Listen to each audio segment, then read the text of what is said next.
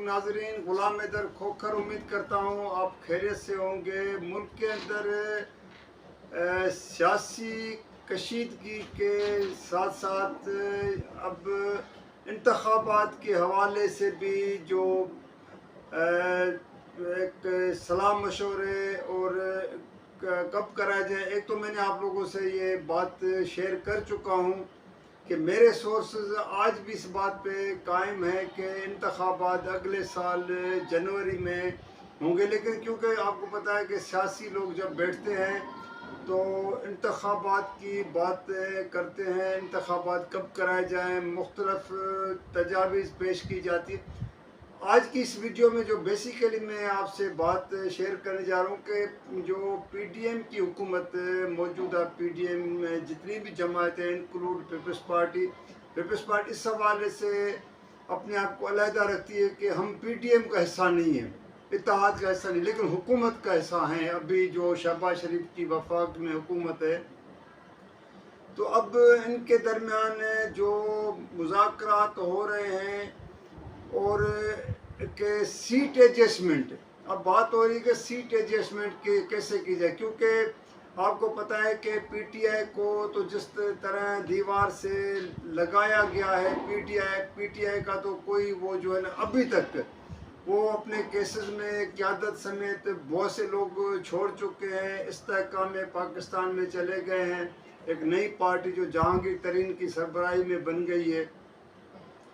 जो बाकी इमरान खान के साथ हैं या तो वो जेलों में हैं या रूपोश हैं या कहीं भी इधर उधर हो गए हैं। लेकिन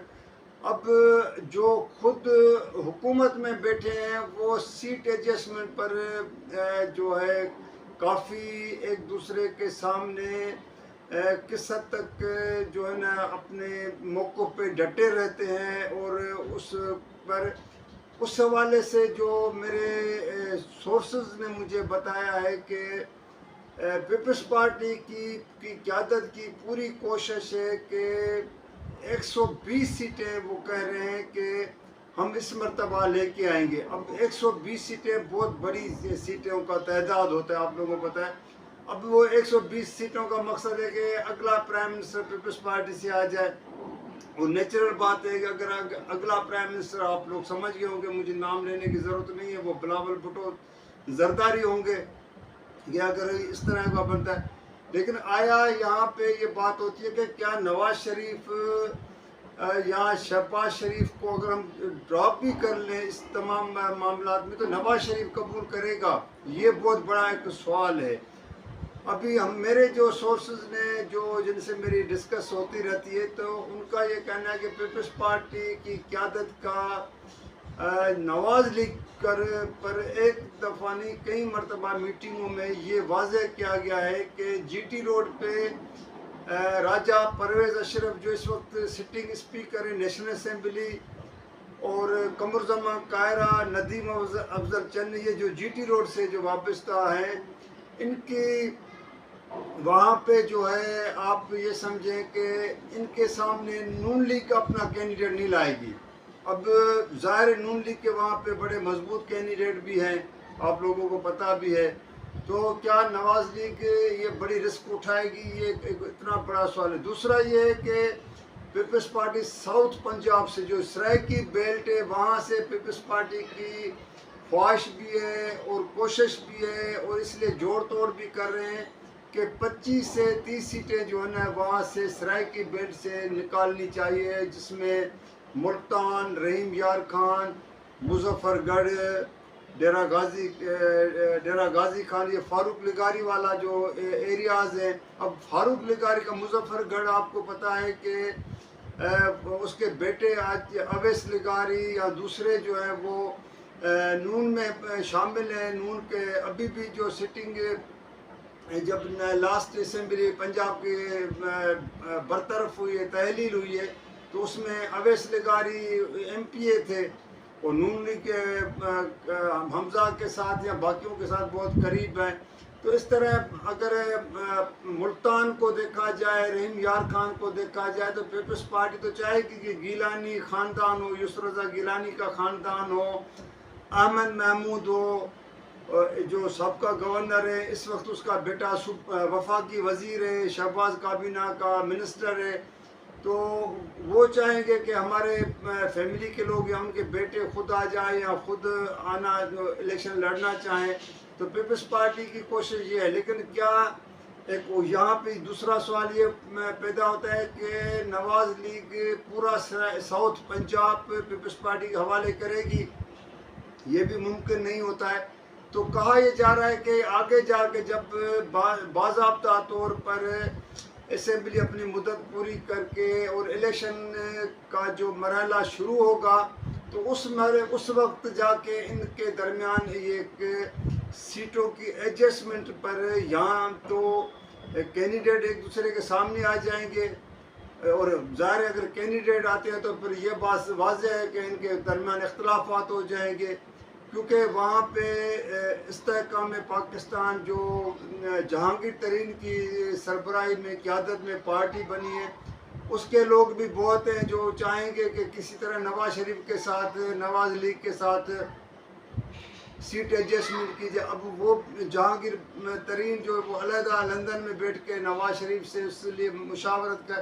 تو کہنے کا مقصد اقتدار ایسی چیز ہے جس کے لیے کوئی حتمی چیز کے سیاستدانوں میں وہاں پہ آ کے بات بن سکتی ہے، بگڑ سکتی ہے۔ اب عمران خان کو نکالنے کے لیے تو سب کٹھے ہو گئے تھے، ان کو پتہ تھا کہ اس وقت جو ماحول تھا اور جس طرح ان کو ایک میدان، وہ کہتے ہیں ماحول بھی مل گیا، میدان بھی مل گیا، اور عمران خان کو اپنے اتحادی بھی چھوڑ چکے تھے۔ لیکن اس مرتبہ یہ دیکھنا ہے کہ پیپلز پارٹی اور نواز لیگ کیا کٹھے وفاق میں بیٹھ کر حکومت پہ راضی ہو جائیں گے اگلے انتخابات کے بعد، یا اپنے اپنے کینڈیڈیٹ سامنے لا سکتے ہیں؟ کیونکہ پیپلز پارٹی کے اہم سینئر رہنما نے اپنا نام ظاہر نہ کرنے پر بتایا کہ سندھ سے تو پیپلز پارٹی کو کوئی مسئلہ نہیں، اس بات میں کوئی شک بھی نہیں ہے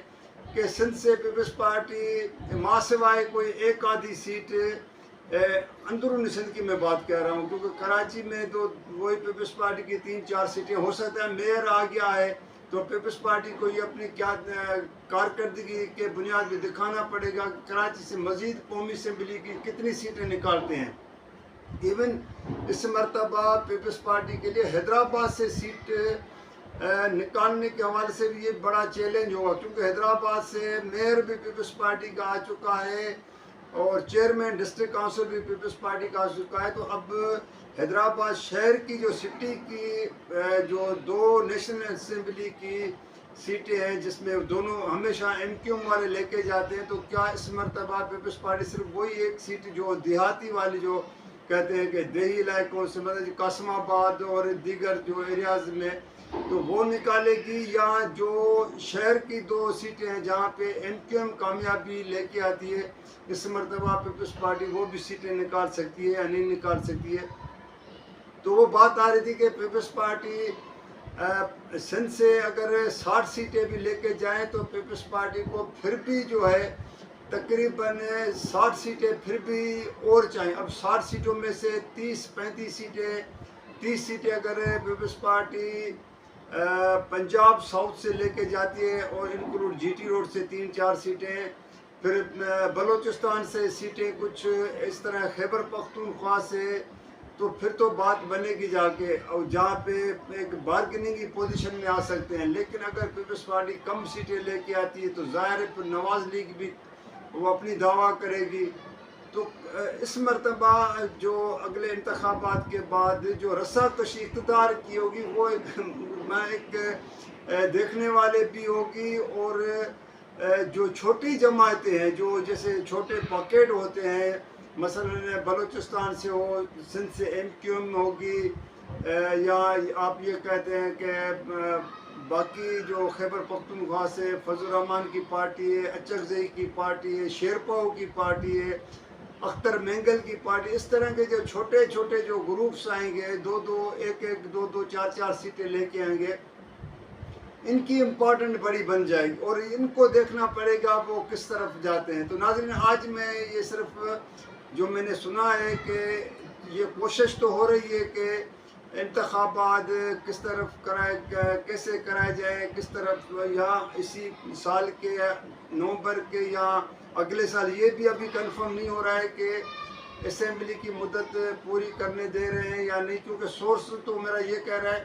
کہ اس بات پہ، کیونکہ ان کے پاس پیسوں کا بھی بڑا پرابلم ہے. IMF سے آپ کو پتہ چل گیا ہے کہ وہاں سے پیسے کا ایک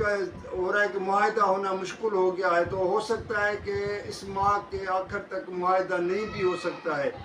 تو جنوری کا ابھی تک جو ہے میں اپنی خبر پہ قائم ہوں کہ جنوری میں انتخابات اگلے سال 2024 میں جو ہے نا وہ بات کی جا رہی ہے. تو دوسری بات آپ سے مجھے شیئر کرنی تھی کہ MQM کے خواجہ اظہار الحسن دنیا میں نہیں ہے. 196 ممالک کا سروے کر لیں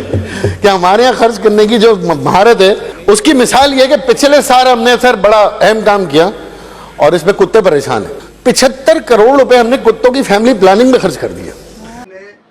ایک صدر اسمبلی میں بجٹ تقریر کے دوران بہت بڑا انکشاف کیا ہے کہ 75 کروڑ روپے کتوں کی فیملی پلاننگ پر سندھ حکومت نے خرچ کر دی. اب یہ اس نے اسپیچ میں کہا ہے، اور اس وقت سندھ کے وزراء، سندھ حکومت کے وزراء بیٹھے تھے، اور سندھ حکومت کے MPs بیٹھے تھے، کسی نے اٹھ کے اس کی تردید نہیں کی ہے اب نہ اس کی سندھ حکومت کی طرف سے کوئی اس طرح کی تردید. تو یہ بڑی بات ہے. فیملی پلاننگ کا سنتے تھے کہ جیسے لوگوں کو کہا جاتا ہے کہ بچے کم پیدا، دنیا میں یہ ہوتا ہے کہ ایک آبادی پہ کنٹرول کرنے کے حوالے سے تو ہوتا ہے لیکن یہاں پہ پاکستان میں اور سندھ میں یہ تو مذاق ہو گیا کہ کتوں کی فیملی پہ کتوں کے کاٹنے کی انجیکشن تو ملتی نہیں، آپ کو پتہ ہے ہاسپٹلوں میں سرکاری میں ہے نہیں. لیکن اگر کتوں کی فیملی پلاننگ پر 75 کروڑ پہ خرچ کیے جائے تو یہ بہت بڑی بات ہے اور یہ مذاق بھی ہو سکتا ہے. تو ناظرین، آج کی ویڈیو اگر آپ لوگوں کو پسند آئے تو آپ اس کو لائک بھی کیجیے گا، شیئر بھی کیجیے گا، سبسکرائب بھی کیجیے گا، اور کمنٹس میں ریکویسٹ کر دوں آپ کے کمنٹس آنے چاہیے. تو نئی اگلی ویڈیو تک کے لیے، نئے موضوع تک کے لیے اجازت دیجیے گا. اللہ حافظ.